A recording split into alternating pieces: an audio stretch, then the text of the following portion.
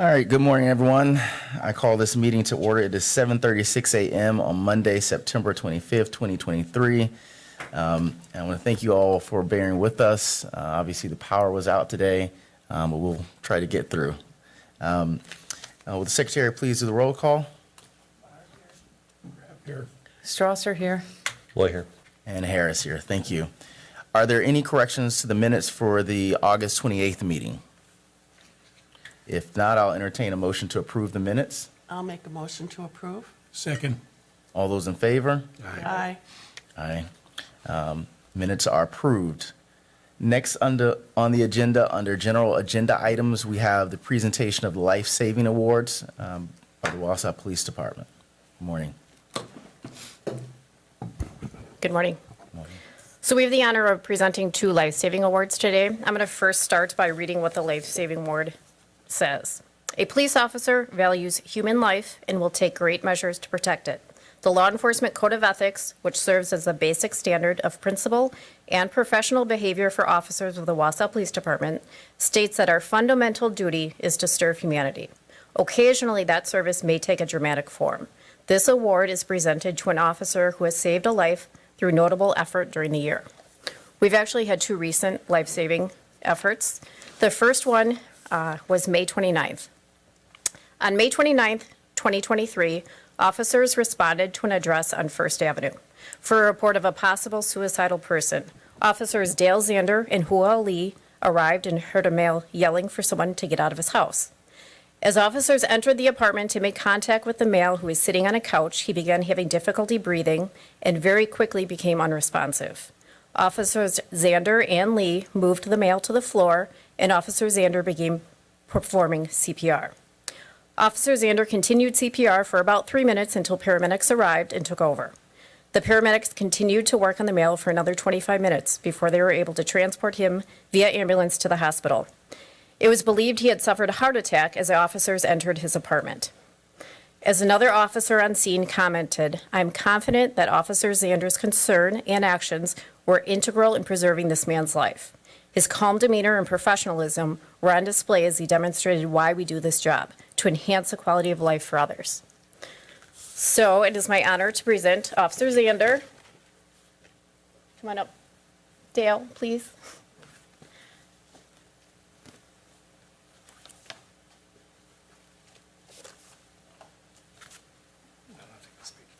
You don't, unless you want to. It is my honor to award Officer Zander our life-saving award from Wausau Police Department. Congratulations. Thank you. You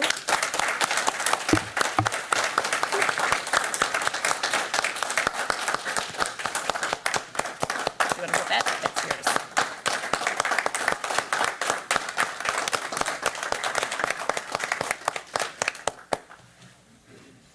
You want to say anything? You don't have to.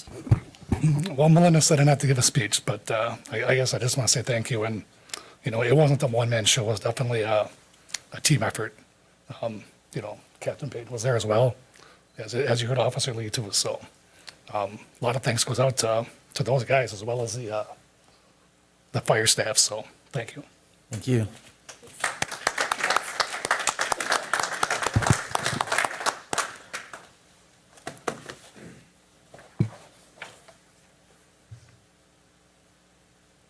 Nate, do you want to come up here this time and stand up here when I read about you? I think you'll find most of our officers don't like being recognized for their efforts.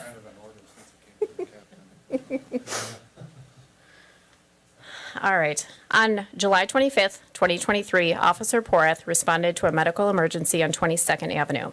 The female caller advised dispatch she had cut her wrist and was bleeding. Officer Nathan Porath arrived on scene and observed a female in the open garage area with spurting blood from her arm. Officer Porath was able to place a tourniquet on her arm to control the severe blood loss. Officer Porath remained extremely calm and reassuring to the woman who was very distraught. Officer Mallory Buchkowski arrived. Officer Porath used her tourniquet to apply more pressure. During this time, the female lost consciousness due to the significant amount of blood loss. The female was transported to Aspirus and later went into emergency surgery. One of his fellow officers wrote, The female survived the incident because of Officer Porath's actions. Not only did Officer Porath react quickly to save the woman's life, he also remained calm, caring, and compassionate to care for her and her husband. It's my pleasure to present the Life Saving Award to Officer Nathan Porath. Congratulations. Thank you.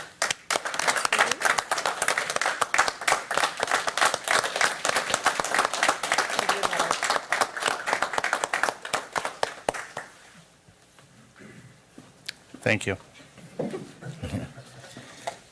Thank you. And on behalf of the Police and Fire Commission, today we want to honor you for the actions you took, which saved the lives of our community members. We appreciate you, we commend you, congratulate you, and we want to thank you for your heroism and service to this community. Thank you so much.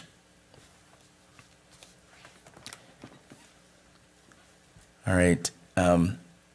Next on the agenda, we will move to monthly presentations. And first up, we have the Police Department with their monthly presentation of operations. Morning. Good morning, Paul. I sent over a packet after the fact. I'm hoping that everybody got it. Yes. Just a few things to highlight. We've had a lot of good movement in the department recently. With Chief Bliven's retirement, this has opened up a lot of different opportunities for a lot of our staff. The most exciting thing is I think we have a lot of really, really good, young, knowledgeable, eager staff that's looking forward to a lot of different promotions and options that they're going to have. So we've got a lieutenant process going right now. It's going to conclude, and you guys will see interviews in November, currently for 2 open lieutenants. So we've got Lieutenant Mike Felder on patrol and Lieutenant Bill Kolb, both retiring in January. So we're looking forward to those. And then with the promotion to deputy chief, we'll be looking probably for another position that's going to create some openings along the way too. So that's kind of exciting. Again, we've got 9 really good candidates who's put their intent in. We got a chance to read their papers recently, and it's pretty impressive to see the new up-and-coming leadership that we have in our department. The other really big thing is, throughout this entire year, we've hired 9 new officers. So we're going to start seeing them out on their own this month, which is good for our staff. Our patrol staff's been very short throughout the year. We actually had a lot of our other departments covering patrol shifts, and the community resource officers, the CROs, detective, we had them in patrol up until, I think, early May, late April, early May. So they've been covering a lot of the patrol stuff too. So it'll be nice to get fully staffed and see everybody out on their own. Our newest crew is actually at NTC Academy right now. Those will graduate in December, and we'll start to see them in training in January. So it is slowly but surely coming to an end as far as, this kind of big, massive hiring. Anytime we hire up to 9 people in a year, it's really, really taxing on our FTOs, patrol staff. So it'll be exciting to see us getting fully staffed. As far as the statistics, I just put the major ones in the packet. You guys received the other crime stats. Any questions on any of those as far as what was reported? Okay. I just wanted to highlight a couple major incidents that we had this month, and these were actually great closures to some long-term shooting incident that we had a few months ago, actually. So I'll start with, we recently had over the weekend on the 20th, a shooting just outside the M&R station. Officers had responded to a fight. When they got there, a group was fighting in the parking lot. One person took off, and they heard a gunshot ring out in the area. So we have no suspect at this time. The firearm was located, so that's an ongoing investigation. The one that started back in July, July 23rd, we had a domestic type incident initially. A caller had phoned 911 and reported he was actually different case, sorry. The July one was actually, somebody called 911 and reported his home was struck by a gunshot. We investigated this, put out a ATL for a suspect. That suspect had actually fled, and we had put out some information on Facebook and our local media outlets. And this is the first time I've actually seen a suspect comment on his self, that we were not going to find him and he was on the run. And so it's kind of interesting to have somebody commenting on their own media release that we had done. So that was on July 23rd. He was actually just arrested September 19th down in Racine. So we were able to locate him, thankfully, with other departments' help, and we'll be extraditing him back up to Marathon County to face some charges up here for that discharge of the weapon. A sad incident that just occurred on September 16th. Officers, along with EMS, was dispatched to the gazebo for a unresponsive male. CPR was started and began for quite some time. And unfortunately, that 35-year-old male did pass. So there's no signs of foul play with that one, but we are looking at and waiting for toxicology results on that patient. A newer one, September 15th, our officers were dispatched down to the Hydro Dam area, WPS property. It was initially believed to be possibly a one-pot meth pot. If you're familiar with little bottles where you can kind of cook meth, that's initially what it looked like. After some help with the fire department, doing some testing on it, we were getting negative tests on everything. Ended up calling in the FBI to assist with that, and they actually were able to test for something that had some explosive power behind it. So that was collected, and thankfully nothing occurred with that. But it does look like possibly a explosive device, a homemade explosive device. We kind of towards the end of budget season too, we had a lot of. Let there be light. We've had a lot of contracts through the year here coming to a close. Our Axon is one of the biggest ones, actually. So we were able to put a 10-year contract with Axon together. So Axon is our body cameras, our squad cameras, and then our video room, interview room cameras as well. So a 10-year contract, price locked for 10 years, is a really good thing to, fortunately getting that price locked for a long term. So we're looking at getting that through, and probably come January, February, looking at some new equipment as well that comes with that. We've had a lot of issues with squads in the past couple of years, and it kind of stems from a couple orders being canceled after COVID.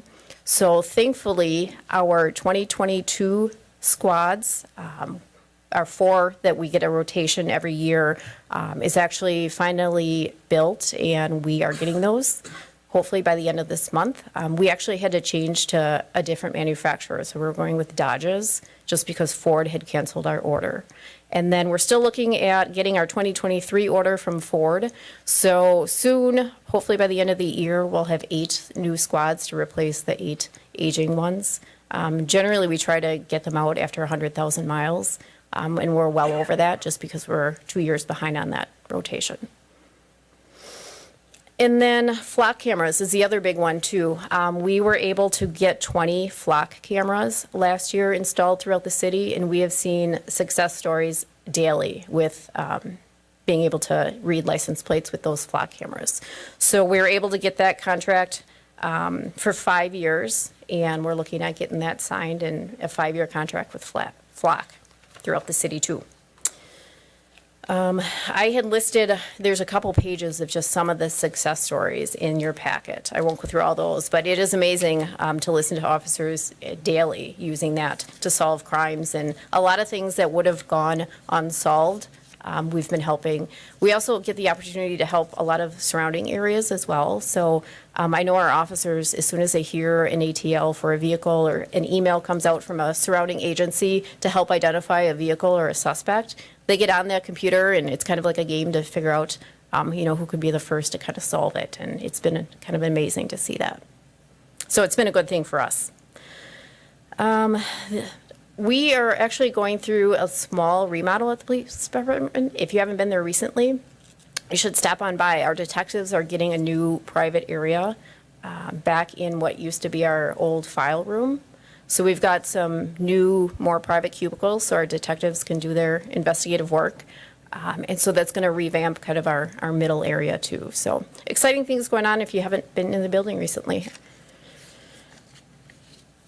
The one thing that I didn't put on here is just kind of an update to our unhoused project that we had started late April. So if you remember back in late April, we had a flash flood warning coming through the city.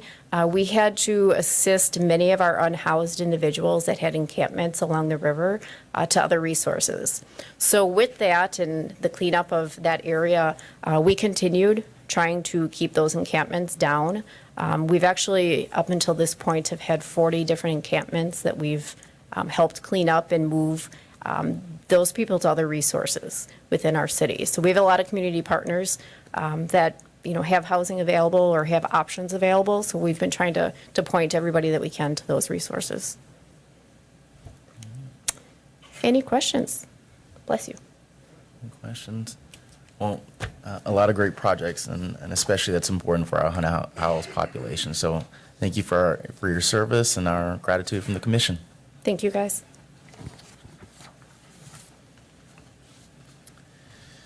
All right, next up, monthly presentation of fire department operations. Good morning, Chief Bartek. Good morning. We have both July and August reports in front of you because we had delayed the July report because of the tight agendas that you guys had over the last few weeks. I'll just highlight a couple of things here, and of course, always open for questions. In July, we earned a Mission Lifeline Award from the American Heart Association. We earned the Gold Award this year. This is an award we typically get annually for our high performance, specifically in strokes, CHF, myocardial infarctions, heart attacks, and a bunch of parameters that they set as far as our performance within those types of incidents. And typically we always meet or exceed the Mission Lifeline standards, and therefore we've won the Gold Award this year. I think it's just typical of our everyday performance that we do in all of the different avenues, but it's a good metric that we look at as far as our performance based against national benchmarks. I want to spend the bulk of this morning talking about how we performed in the CAS accreditation process. Of course, I've been talking with this commission for probably the entire my tenure as chief about becoming an accredited department. We've never been accredited in any avenue in the past, and it was something that I set as a high priority as I came into my leadership of the department. I had seen the benefits of the CAS accreditation in the department I worked in previously and really felt like we could apply that here. We saw the culmination of that project occur in July when we welcomed a two-person team into our department for about 4 days. They look underneath the rugs and interview paramedics randomly and go up to dispatch and visit with the mayor's office and the human resources office, all kinds of things like that to really see what we look like as an organization based against over 400 benchmarks that are set for agencies of pursuing excellence. We were stunned to learn after that we earned a perfect score in our first ever CAS accreditation process. So every one of those 400 plus benchmarks, we met or exceeded every one of those benchmarks. This places our Wausau Fire EMS within the top 1% of all EMS agencies in the country. It's something that we were aware of, and we always said that we're providing the best quality care available in the nation right here in Wausau. Well, now we can say it, and we can prove it. We can prove that those words have substance and meaning behind it.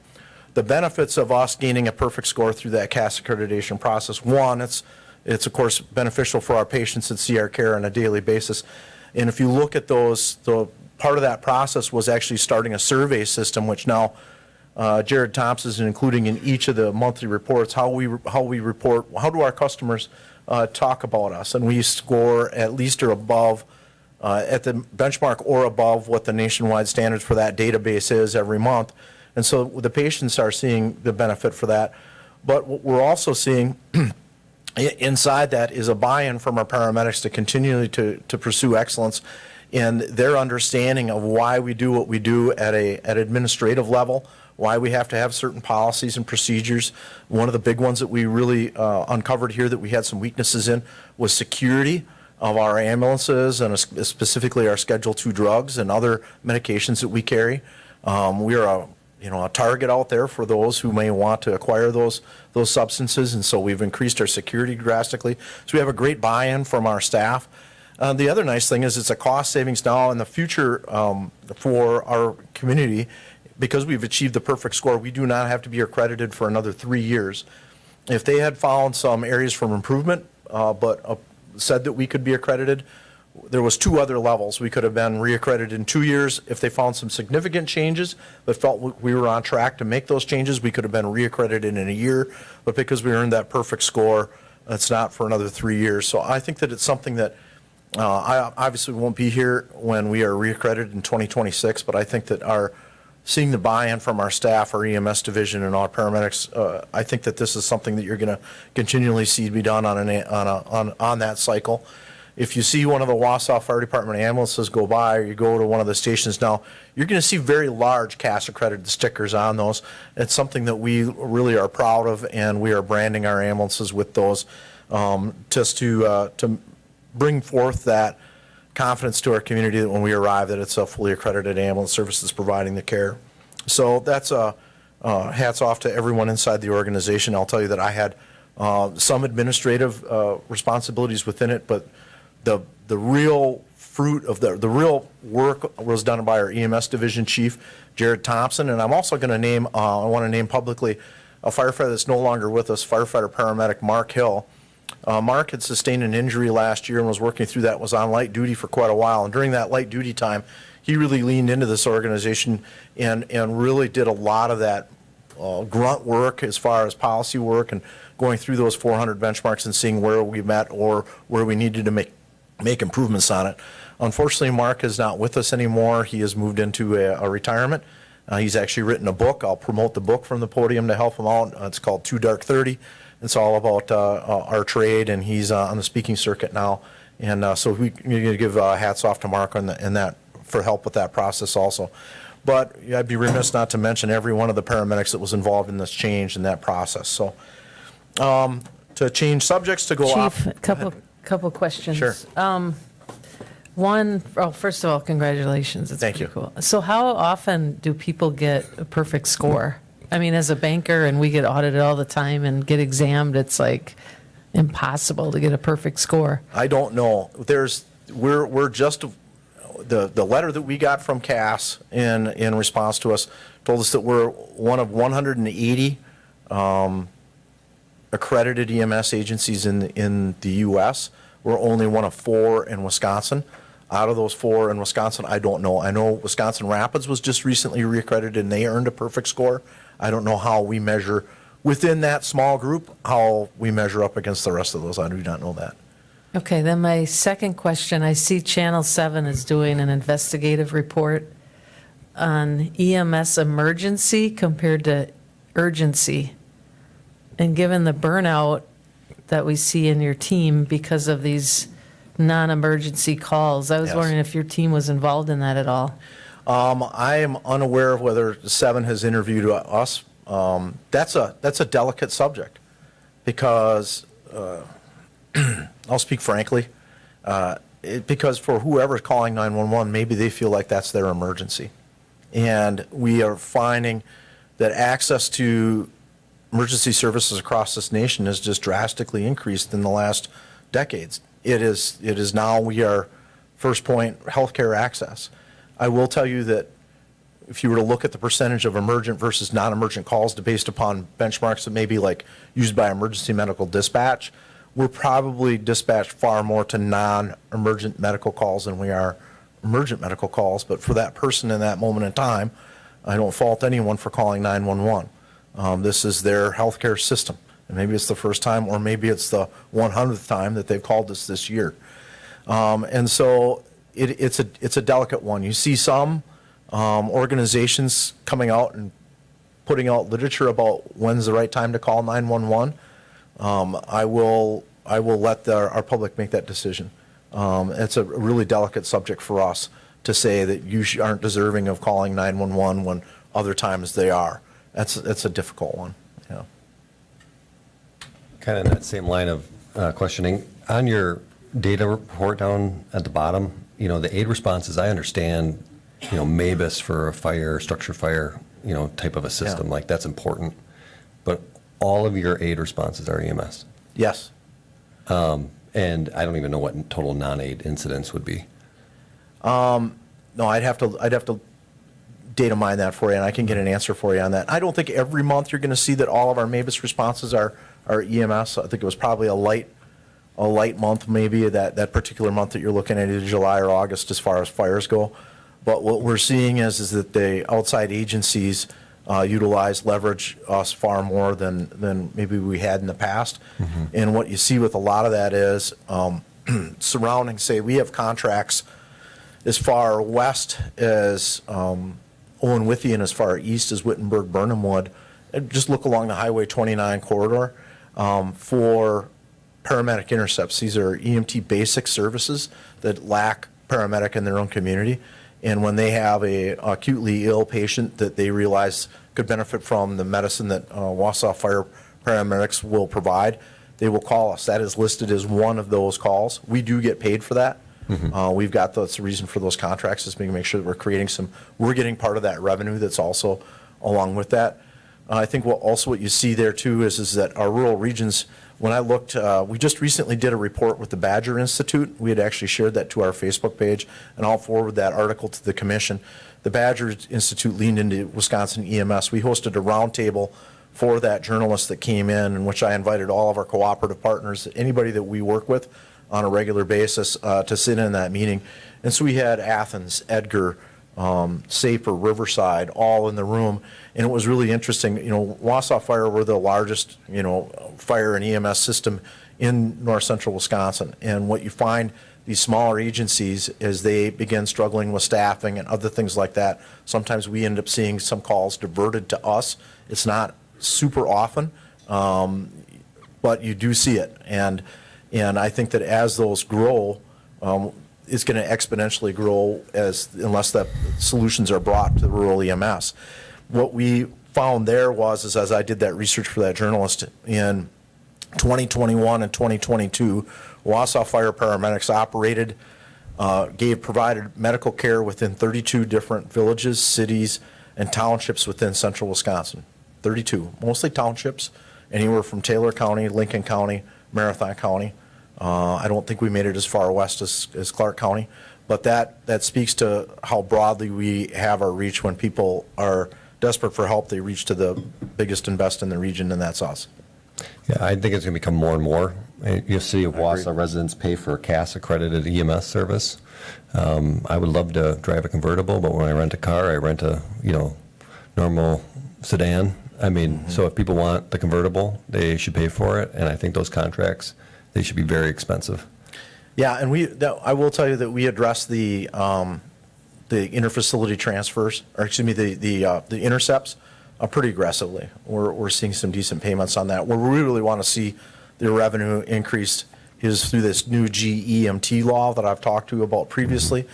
I just learned actually at a Chiefs Educational Conference last week, the problem that we're having with getting our federal reimbursement from that is because the Wisconsin State Legislature, when they did that law to allow us to bill for that, they did a copy and paste out of the Illinois language, and they didn't bring over the right language for Wisconsin. So literally we have a cut and paste type issue in the legislature, which is preventing us from getting paid as we expected we would. I would anticipate once that gets corrected that we should see significant increases in revenue. Medicaid especially underpays us drastically. We're doing some costing to see what it actually costs to do one of those EMS calls. And when Medicaid say, I'm just going to throw out the numbers, this is the numbers I use, and I probably used them in the past to explain this problem to you.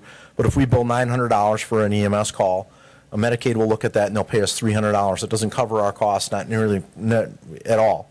And if we can prove that we've got at least $900 worth of cost in that call, we can get reimbursed for at least 50% of the unreimbursed Medicaid costs, and so we could get another $300 on that. We anticipate that if we get that, last year in 2022, 25% of our patients were 25 total percent of all patients that we transported were Medicaid. That could increase the revenue of Wausau Fire EMS Division by $700,000 to $800,000 annually, which, as you know, each firefighter paramedic costs us about $110,000 each. That goes a long ways for these new 12 firefighter paramedics we have. So I agree with you, Commissioner Loy, that this cost is we cannot supplement, Wausau community cannot supplement rural EMS, but at the same time, we have a duty to oblige them. But they also come in and frequently, Safer and Riverside support us almost on a weekly basis, coming in and giving us mutual aid also. And so it's quite the quandary.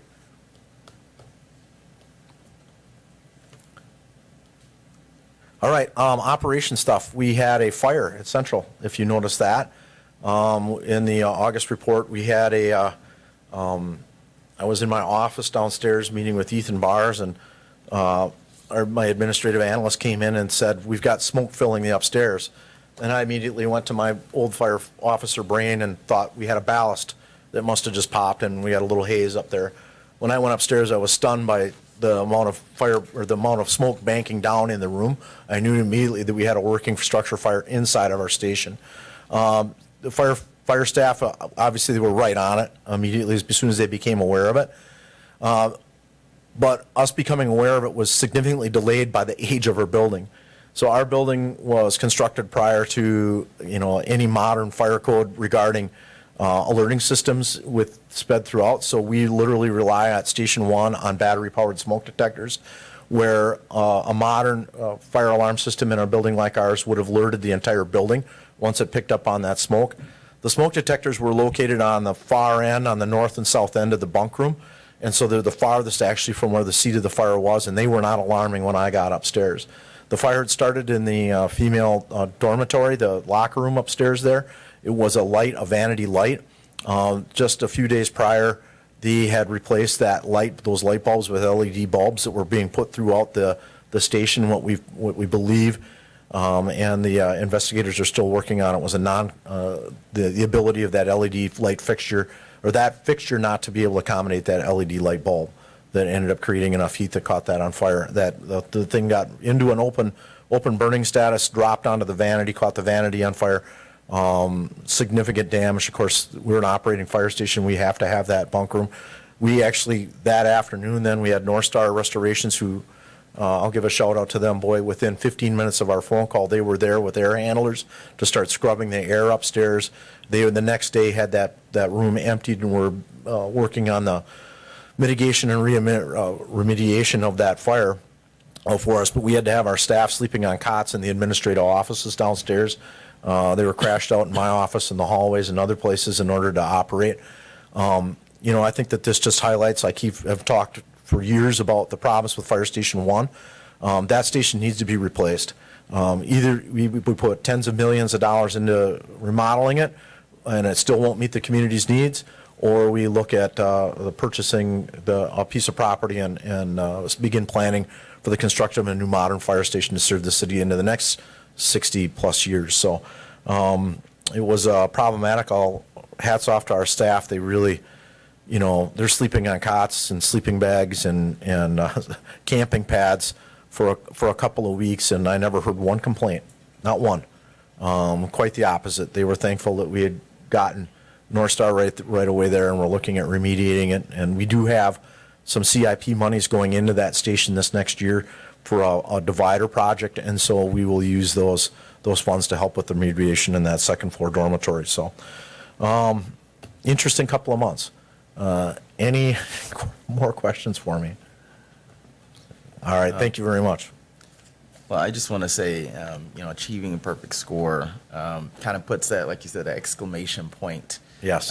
When we say we are one of the best. And so I want to congratulate you and thank your department for their tremendous work in setting, a high standard of excellence. And I think this just goes to show the department's continued value and commitment and that you provide the community. So, I just want to say, in terms of our community, we need to make sure that we support you guys and making sure you have the facilities that you need in order to continue to do the great work that you do. So thank you. Thank you.